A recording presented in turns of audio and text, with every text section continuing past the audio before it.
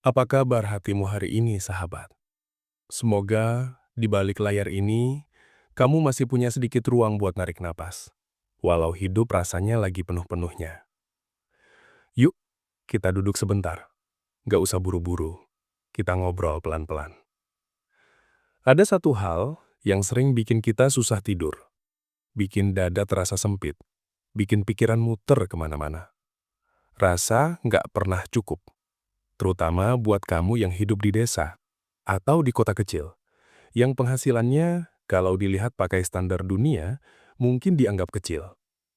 Mungkin kamu pernah bertanya dalam hati, aku ini tiap hari berangkat pagi, pulang pas matahari hampir tenggelam, capek, keringat, tenaga habis, tapi kok hasilnya kayak numpang lewat ya?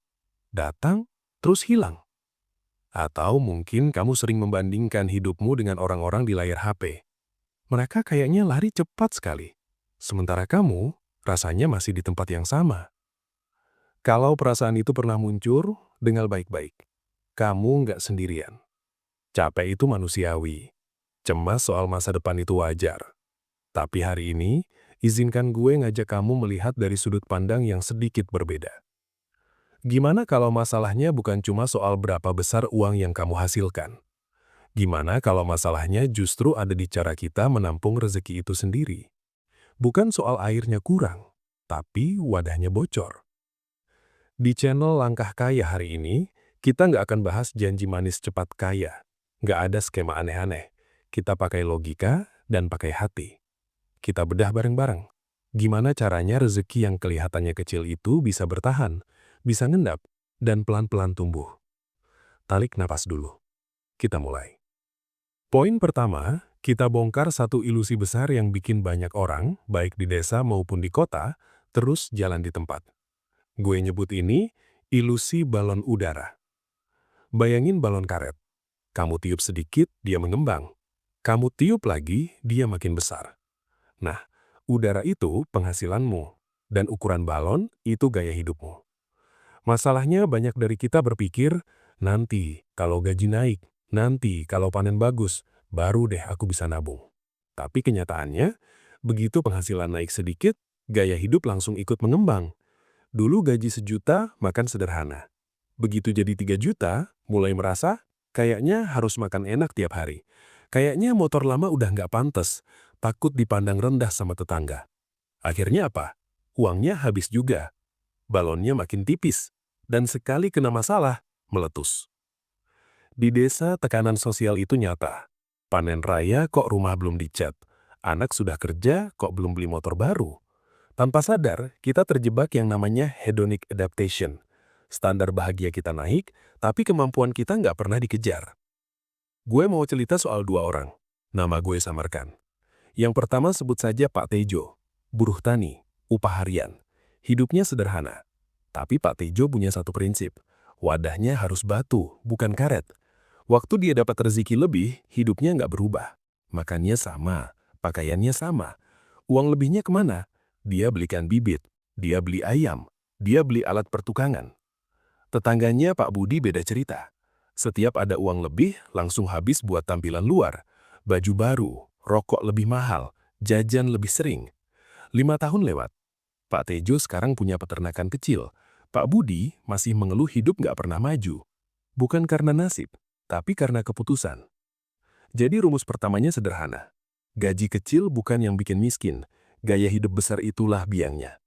Pertanyaannya sekarang, berani nggak kamu terlihat biasa di mata orang demi hidup luar biasa di masa depan? Sekarang kita masuk lebih dalam. Hidup di desa itu sebenarnya ngajarin banyak hal. Salah satunya, hukum alam. Coba lihat pohon jati atau pohon durian. Apa bisa hari ini ditanam besok dipanen? Nggak mungkin. Perlu waktu, perlu hujan, panas, bahkan badai. Anehnya, dalam urusan uang, kita sering lupa hukum ini. Kita pengen nanam pagi, panen sore. Padahal kalau penghasilanmu kecil, senjatamu cuma 2, waktu dan disiplin. Bayangin anak muda desa, gaji UMR. Tiap gajian ada 2 pilihan. Pilihan pertama, rokok, kuota, scroll nggak jelas, skin game. Senang sebentar, habis sebentar. Pilihan kedua, nahan diri, nggak enak, sakit sedikit. Teman nongkrong, kamu di rumah minum air putih.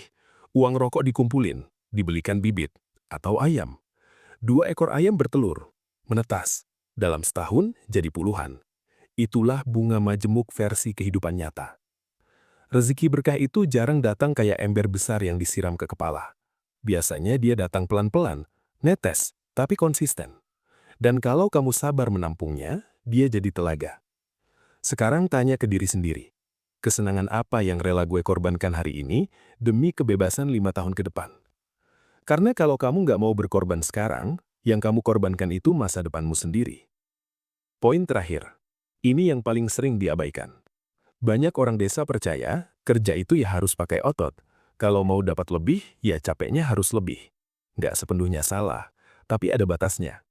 Tenaga ada habisnya. Kita bisa tua, bisa sakit.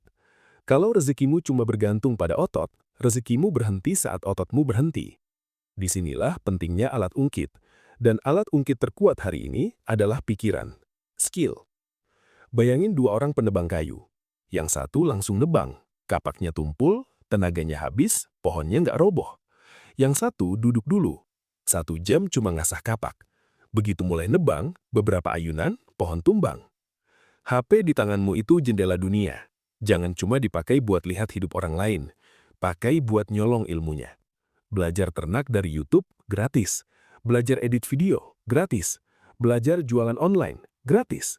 Saat kamu punya skill, kamu nggak lagi dibayar dari seberapa capek kamu kerja, tapi dari seberapa besar nilai yang kamu ciptakan. Ada anak desa yang dibayar dolar, ada ibu rumah tangga yang omset jutaan. Mereka nggak pindah ke kota, mereka cuma mindahin cara berpikir kota ke desa mereka. Sahabat langkah kaya, ngubah hidup memang nggak instan, tapi juga nggak mustahil. Dimulai dari sadar. Sadar hidup harus di bawah penghasilan. Sadar menunda senang itu penting. Dan sadar, belajar itu investasi paling aman. Kalau hari ini penghasilanmu masih kecil, jangan minder. Pohon besar juga lahir dari biji kecil.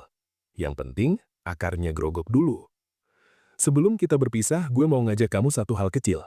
Tulis di kolom komentar satu komitmen sederhana. Apapun itu, biar jadi saksi dan jadi doa. Siapa tahu setahun lagi kamu balik ke video ini dan tersenyum. Terima kasih sudah duduk dan merenung bareng. Ingat, kamu lebih kuat dari yang kamu kira. Sampai jumpa di video berikutnya.